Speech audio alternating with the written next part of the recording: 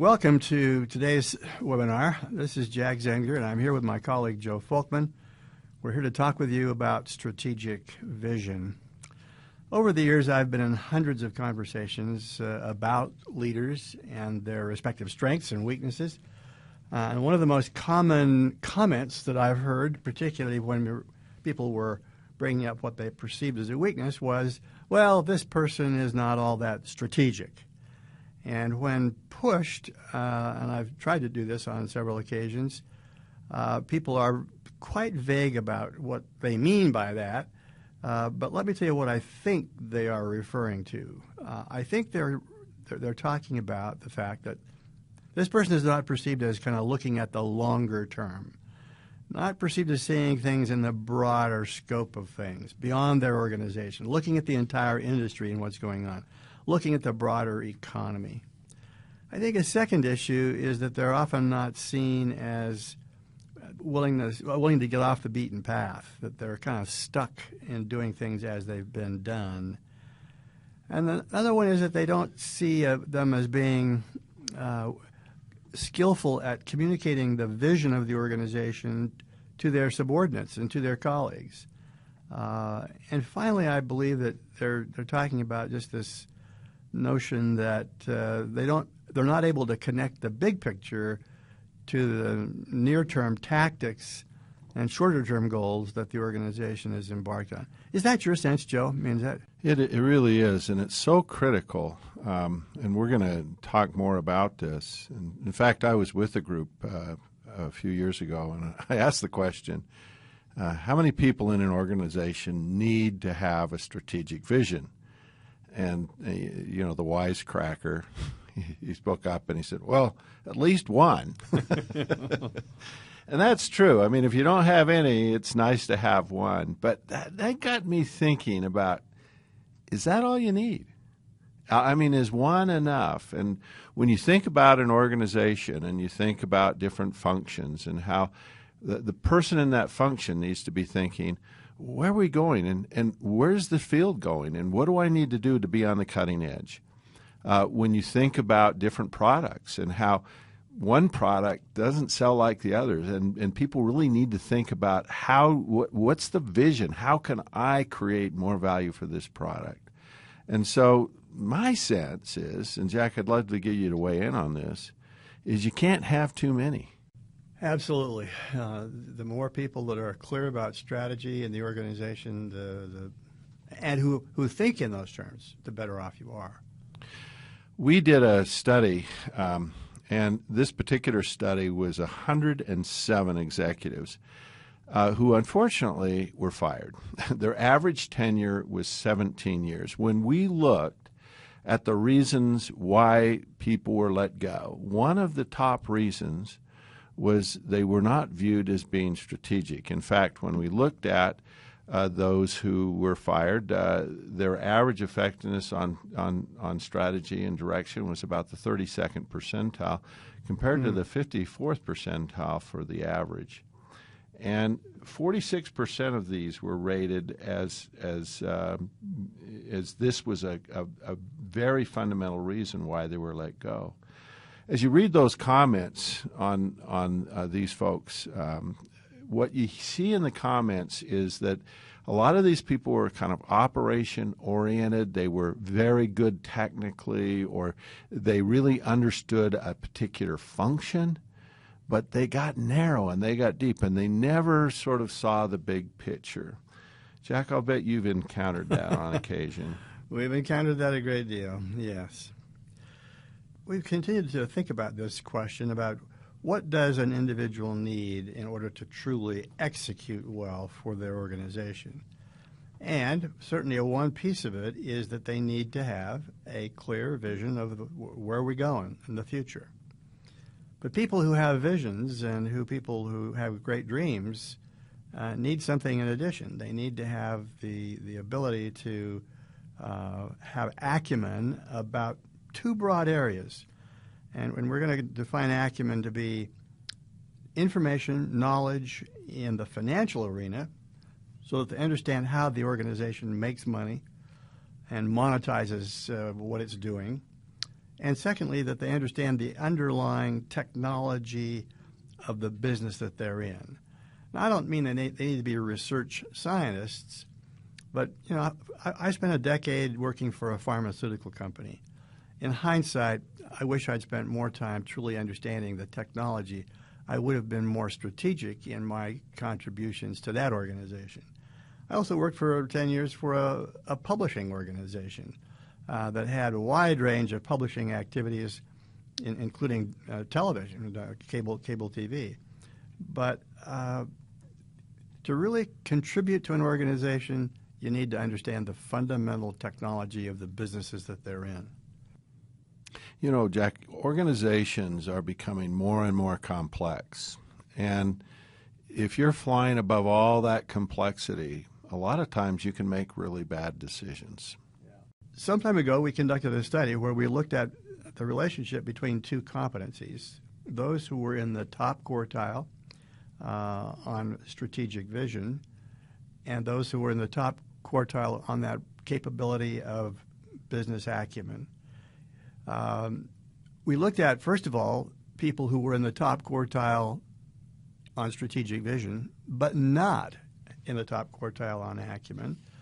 And what we found was that one of those individuals, the likelihood of them being in the top 10% of all leaders in their firm was roughly 13% of the time. If we flipped that over and said, let's look at people who were not in the top quartile when it came to being strategic in their thinking, but they were in business acumen, what's the chances of that person being in the top 10% of leaders? And here we found that it was, 3% of the time. It's an interesting comparison because when you look at the two, Jack, and you say, well, if I only do one of those, being strategic was better. I mean, it got you more, but it only got you 13%. And being really good in acumen only gets you 3%. And so what we found was that obviously if you found somebody who was in the top quartile on both of them, it was not just adding those two together, but it jumped to 83% of the time a person who's in the top quartile on these two capabilities is going to be in your top 10% of leaders in the organization. It's a fascinating thing that strategy minus acumen sort of equals a dreamer, and acumen minus strategic vision is a professor or a technician who's living in a very narrow world. That's very true, and you find a lot of that it's like a problem in search of a solution and a solution in search of a problem. What we think strategic vision does for the firm and for the individual is that, one, it enables them to kind of transform insights into action. Secondly, it helps them lead their organization to continual growth. And frankly, that's really what strategic vision is trying to do for the firm. It's how do you help the firm continue to grow? It isn't the old view of strategy, which was how do you carve out a unique position and sort of get on top of that hill and defend it against all comers. It's really how do you continue to create value and over again find new products, new ideas, new ways to the market that will enable you to grow. And thirdly, the strategic vision aids the organization in kind of creating the theory of its own firm, its purpose, what makes it unique, the DNA, the glue that holds it together. For that thought, I'm very much in debt to my son, Todd Zenger, who's a professor of strategy at a local university, and who's about to publish a book that Harvard is publishing called Beyond Competitive Advantage. And those are fundamentally the conclusions that he's come to about where strategy is going in most organizations. One of the things we like to do in this webinar is give you some global data and look at strategic vision in terms of trends and global trends. One of our assumptions in most organizations is that senior leaders are more strategic. We hope.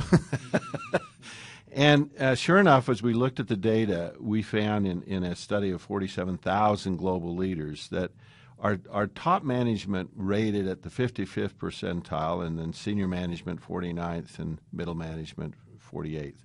So we did see that trend towards senior leaders being viewed as being more strategic. The next thing we looked at was gender. And this is a little bit of a sensitive topic. Jack and I just updated our gender research that we did, 6 or 7 years ago. And what we found in that original study was that females tended to be rated higher on leadership effectiveness than males. In fact, as we looked at the competencies, many of the competencies they were rated better at. And when we updated the study just recently, we found that females were rated more positively on 13 of the 16 competencies. Congratulations. But there were 2 competencies where males were rated more positively. I kind of refer to them as the big 2, and you know why. But one of those competencies was strategic vision. And as you looked at the scores for males, they were at the 51st percentile, and females were at the 49th.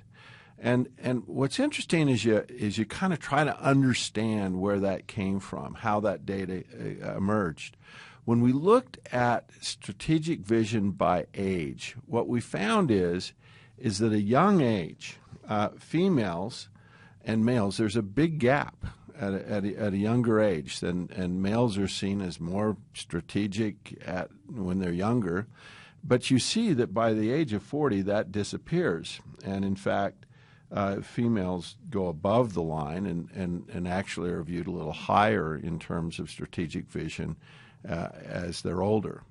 And so that gap is completely created at a younger age where males tend to be more strategic than females. And I'm not sure why that exists. I need to think about it a little more. Well, I think it was useful to note, too, Joe, that the gap isn't a huge gap, No. but it is statistically significant because of the huge number involved. Yep. We also looked at different functions and which function was most strategic. Interestingly enough, the people in the sales organizations were viewed at the highest level. General management, the second, customer service. Again, the lowest in terms of strategy, safety, HR training, engineering. What you tend to see is sometimes the more functionally focused areas aren't viewed as being as strategic. The engineering and manufacturing, administrative, those tend to be less strategic. It just dawned on me, too, that the salespeople are out talking with customers, and we'll talk later on in our webinar here about how customer focus and customer interaction helps people be more strategic. Isn't that true? And that's kind of that's their leverage there. Mm-hmm. We looked at countries where vision was rated high. Interestingly enough, China was rated number 1, United States number 2, South Korea, Pakistan, Hong Kong, Switzerland. These are the highest rated countries in terms of strategy. We then looked at our 16 competencies, and what I was interested in was where strategy would fall in terms of how highly it was rated. It actually came in number 12 in terms of its rating. That's not surprising. This is difficult to achieve. Most people struggle with this a bit. And oftentimes people have a difficult time being viewed as strategic, and that sort of, I think, emphasizes the difficulty here. Then we looked at, well, how important is strategy? And it actually comes in at number 9. So it's not viewed as the most important thing, and which is kind of confusing to me in some respects, because you would think that if you really look back and said, what's probably the most important thing in an organization? Is it execution or is it strategy? And I would put strategy ahead of execution. But, you know, if you just execute on a bad strategy, you're not going to be successful. As people started to give feedback and say what's important for this manager or for that manager, because not all of our managers are viewed as setting this direction for the organization, I think that's why that's rated lower. Jack, you have any theories on that? No, I think that's exactly right. I think that is the best answer. Let's talk a little bit about this person that I mentioned very early on, who is referred to by his or her colleagues as not being very strategic, seen as being quite tactical. What would you recommend to this person? So this is moving from kind of having sort of poor effectiveness in this arena. And so the kind of recommendations I think you'd make is take some time to really understand your organization, what they say their strategy is, what their key goals are, how they make money, what makes this organization distinctive. And then go forward and analyze the competition and the rest of the industry. What are the strengths and weaknesses of your best competitors? Be able to kind of articulate those threats and opportunities that may be looming from them as you interact in the marketplace. Devour information about your own company and its financials and the global trends and industry trends and general financial news. So the kinds of things that you'd recommend would be just becoming an avid student, get some good books on strategy, attend webinars, seminars, maybe even turn to some people in the organization who are looked upon as being really good in the strategic arena, and see if you can get help from them. That's what helps a person who is not doing well at all to get, at least up to average. A few years ago, I got a call from a fellow, and he said, I need you to coach somebody. And I said, well, what's the problem? And they kind of paused for a minute, and then they said, they're not strategic. I thought, okay. So I called the individual up, and I said, I'm your coach, and do you know what the issue is? And they kind of paused, and they go, I'm not strategic. And I said, well, do you know what to do? And this person said, I don't have a clue. I just don't have a clue. And I think, Jack, the list that you just gave us is very helpful. Actually, I did get another coaching opportunity with someone who same issue, they weren't strategic. And I called him up and I said, do you have a plan of what you can do? And he says, yeah. And I said, so what's your plan? He said, I'm going to go out and buy a whole bunch of books on strategy and put them on the bookshelf. And I said, you going to read them? He says, nah. But I think the advertising will do it. I said, do you have another? Is that all the plan? He says, no, I've got another thing I'm going to do. What are you going to do? He says, I'm going to go to meetings and accuse other department heads of not being strategic. Well, that was his plan. I don't think it worked out real well. But again, this idea that if you're not good, if strategy is a weakness, then you need to take some time to understand the strategy. You need to read and study. You really need to dig in and maybe get some coaching.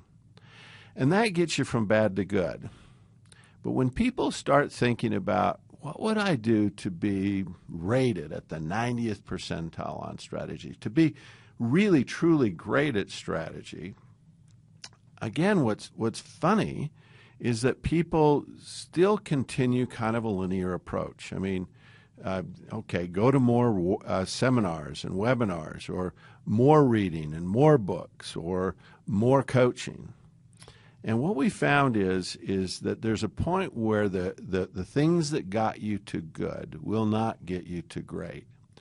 And that's where we've discovered you need these companion behaviors. So what we did is we looked at thousands of leaders, and we did an analysis where we analyzed those who were viewed as having strategic vision. And what we found is that there were these 8 companion competencies, these 8 behaviors that really enabled this transition from good to great.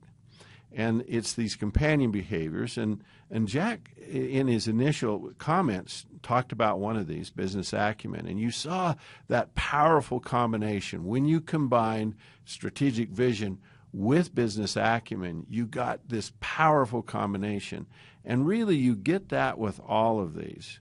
So what we'd like to do is talk about these now, and we'd challenge you to think about, in terms of this webinar, what could I do to improve my strategic vision? These 8 companion behaviors were derived kind of very empirically. And what we've done is just to sort of stand back and look at them and say, could we put some of them together and maybe identify in general 5 of these cross-training, nonlinear approaches to getting better at strategic vision. The first one is developing a more accurate understanding of customers and their problems. Over the years, when I've been asked to coach people on the topic of strategic thinking, I've been pleasantly surprised that when I've recommended to them that they go out and visit customers, they've often paused for a moment, but then said, yeah, I can see that. And so most people, if they stop and think about it, recognize if I'm going to be more strategic, I've really got to be in the mind of the customer. Secondly, there's a willingness to innovate, try new things, to see what works, to try experiments. The second cluster is innovation. The third cluster is one about, thinking in a very deep and kind of critical and analytical way about what are the strengths of the organization, what do I see as the future opportunities, and how can we put our strengths to work on those opportunities. The fourth cluster has to do with acquiring this strong business and technical acumen that we've already alluded to. And then the final one has to do with some behavioral changes that the leader might want to kind of consider. Behaviors like being a better communicator, setting stretch goals for the group that he or she works with, championing change, and inspiring and motivating those around you to higher performance. So these are the 5 areas that we're going to talk about. So let's start with customer focus. And again, just understanding your customers and your consumers. Why are they your customers? What are their concerns? What would cause them to not be your customer? What might happen in the future? What's fascinating this year is we have 2 clients in the same business sector. And client A is experiencing explosive growth. In fact, at a conference I just attended with them, they were trying to figure out how do we really bring on these new employees. There's so many, and we can't sort of get them acclimated and sort of teach them and really spread the culture. They opened several new plants and acquired several businesses last year. Client B had significant layoffs. They closed a number of plants and sold businesses. Now, the only difference, between these two clients is the customers, and the customers changed. Now, client B is still making a great product. There's nothing wrong with it. It's really a wonderful product, and in fact, they've innovated in terms of that product, but customers changed what they liked. And client A saw that coming. They noticed it. They had a good sense for it. Client B didn't. They didn't see it coming, and they weren't able to catch up, and so they lost that opportunity. When you're in a well-established business, the topic of innovation sometimes seems very daunting. And so we were struck recently by a company that we became familiar with that was in, of all things, the pencil business. Now stop and think for a moment about what do you do with a wood pencil, lead pencil, that would be innovative. So 3 MIT students apparently were given this problem, and they came up with a very clever idea. They decided to replace the traditional eraser with a little plastic cap that would contain some seeds. Could be some herbs, could be some flowers, could be some vegetables. And so when you used the pencil and you were through, you were down to the nub of the pencil, you simply stuck it in the ground and watered it. And from this you would grow. And I thought, there is a classic case of taking a really old traditional product and being innovative in what you do with it. And they're being very successful. Selling 500,000 pencils a month, apparently. Because you can plant your pencil. You can plant the pencil. This is great. A lot of people, when they think of strategy, they think it's really all about innovation, and that's part of it. But another part of it is really taking the time to analyze, to really look at trends, to forecast, to predict. These are all critical factors, and so there's that innovative end, but there's also that problem-solving end, and that seeing that trend and noticing what's going on in the environment. We did a study where we looked at people's ability to solve problems and analyze issues, and then we looked at strategic vision. And you can see the dynamics there. If you're in the bottom 10% on solving problems, you're in the 11th percentile on strategic vision. If you're in the top 10%, you're in the 89th percentile. What we found is those with great strategic vision take the time to do careful analysis and fact-finding and experimentation and forecasting. Now, another thing that is critical for leaders in terms of strategic vision is communicating powerfully. There's a lovely story about Florence Chadwick. Now, she was an American swimmer known for long-distance open water swimming, the first woman to swim the English Channel in both directions and setting a time record each time she did it.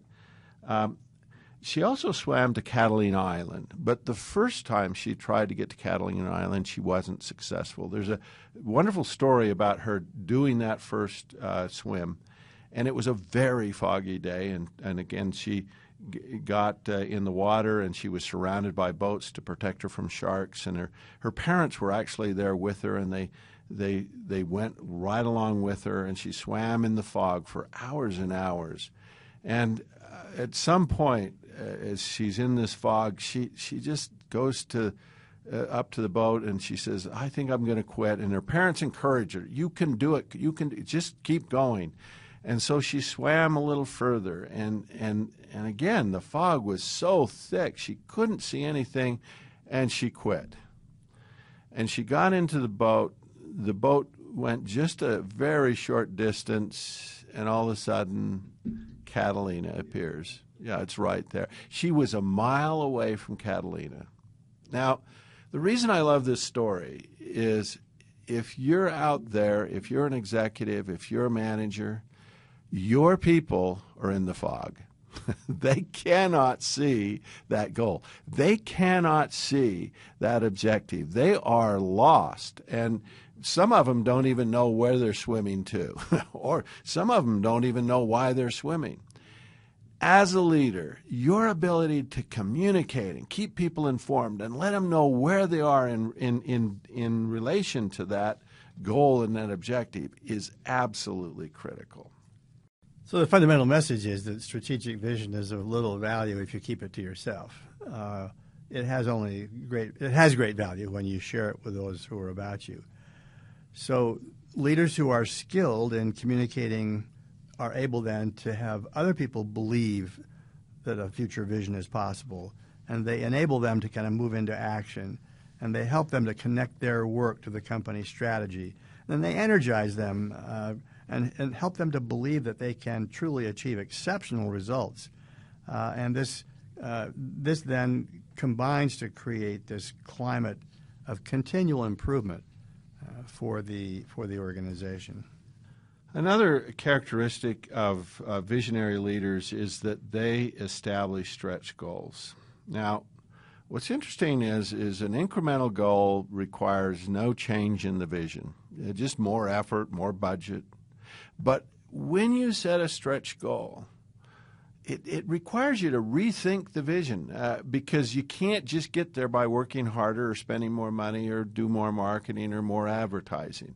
You need to have a different strategy, a unique strategy. And again, when we looked at leaders who were very effective at setting stretch goals, they were substantially more visionary. As I thought about businesses where this has happened, Jack, I just thought about us. We wanted to introduce a new product, and so we did. We introduced a new product, but we sold it through our traditional marketing and sales efforts, didn't we? We just used our standard process, and we got some sales. We did okay, but we never hit the targets we wanted to. And just a short time ago, we started to look at it, and we said, we need a different strategy. We need to realize that the people that are buying this kind of product are slightly different people, and the process needs to be different. So, gosh, we ate our own medicine here. That's right. So let us tell you about a little study that we also did recently, where not just taking people who were in the top quartile on business acumen and on strategic vision, but Joe actually looked at people who were in the top 5%. That is, that they were at the 95th percentile when it came to each of these capabilities. So strategic vision at the 95th percentile, and also business acumen at that same high level. What characterized this very elite group of people? And we've listed some of those qualities on the slide here that's on the screen. They had a great ability to bring new information to the group from outside the organization back into the organization. They really excelled at communicating a clear sense of direction and purpose. They were trusted to use good judgment in making decisions. They were really effective at being able to kind of see the changes that needed to be made immediately in the organization. Their speed kind of greatly accelerated. They were very good communicators, both in writing, the presentations that they made, in their one-on-one conversations with people in the organization. They were remarkable at their communication skills. And all this then combined to keep the focus on the high priority goals and objectives for the organizations. And if you kind of read through that list, you see them kind of alternating back and forth between things that would particularly kind of relate to the strategic vision quality that they had, and also to the business acumen quality that they had. But that's this prime example of this powerful combination of those two things. Another characteristic of those who are really good at strategic vision was they were excellent at championing change. Look, a new strategy requires change. I mean, if you have a new strategy, you need to implement it. And organizations are great at resisting change, at fighting against it. They want the status quo. They don't want to change. And so we found that leaders who are very good at creating and managing and championing change were also more strategic. And again, we looked at the study here as willing to become a champion for new projects and programs, bottom 10%. Their ability to provide strategic vision, 24th percentile, top 10%, 81st percentile. Huge difference there. The last one is around inspiring and motivating others. And without inspiration, strategies are just nice ideas or theories. Inspiration is the magic that is required to get strategies implemented. Several years ago, I went to a meeting. I was as an assistant scoutmaster with my son. My son was about 14 years old. And the scoutmaster got up and he says, "This year, we're going to hike to the tallest peak in Utah. It's Kings Peak. It's 13,500 feet. Now, Kings Peak is located in a wilderness area, and because it's in a wilderness area, there are no roads anywhere close to it. You actually have to hike 2 days just to get to the peak, and then you have to hike up the peak. And so as he talked about this, I thought about my son and I just had this great desire. I wanted my son to have this moment that he would remember for the rest of his life. And I had a vision. I visualized my son and I on top of the peak with his friends, and we're just doing high fives, and I had this vision, my son and I on top of the mountain. And I thought, that would be so great. And then I thought about it for a while, and I thought, gee, that would make a memory. What a wonderful thing to make that kind of memory with my son. But then I thought about how hard the hike was, and I thought, I wonder if I died. This is not the memory I want. But having that vision, having that goal, having that in my mind really set me up to kind of exercise and work out. And so we started the hike, and as we went in and started up that mountain, I remember looking back down the mountain and what a sense of accomplishment I've got at how far I've gone. And I was just invigorated by looking back. And then I made the mistake of looking up the mountain. And I go, oh, no. I looked up, I looked back, and I thought, oh, my gosh, I don't think I can make it. But I had that vision. I could see myself on top of that mountain with my son. And so I kept hiking, and I got there. There is so much to this. Part of a vision is creating that inspiration, that motivation for people, that visual of them doing something that's amazing, that's great. And again, the best leaders, Jack, they're really good at this. They are strategic, but they're also inspirational. Well, that kind of brings us down to just maybe kind of wrapping up. What can we conclude from this discussion that we've had about strategic vision and how leaders can acquire it? I think it's pretty clear from what we've said that there is no one simple silver bullet. It indeed is a combination of things, many things that come together. The good news is it can be learned. It involves behaving in some new ways as a leader. It is, secondly, a willingness to break out of the old mold and try new things and think in new ways and to be innovative. There is a very strong dependence on your ability to see things through the eyes of your customers.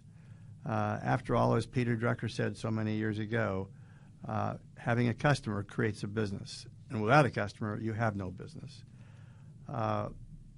And fourth, that strategic vision requires a willingness to collect data, to analyze that data, to see the patterns that emerge from that data, and then to kind of make some very good and sometimes tough decisions. Being a good strategist demands saying no to some things and saying yes to a few things. And it also demands having a strong, clear understanding of the technical side of your business. We'd like to extend an invitation for you to attend our Leadership Summit, July 11th through 14th in Salt Lake City. This is an opportunity for you and Jack and I to get together, to ask some questions of each other, to hear some thought leaders in the field. We're going to showcase a new product called the Leadership Levers, which is really a kind of a groundbreaking product for us. And if you come, I will personally cook you the best steak you've ever eaten. It's a promise. Be there July 11th through 14th. We hope this discussion of strategic vision has been helpful. We welcome your comments, look forward to you accessing our webpage. If you have further questions, don't hesitate to let us know. Thanks so much.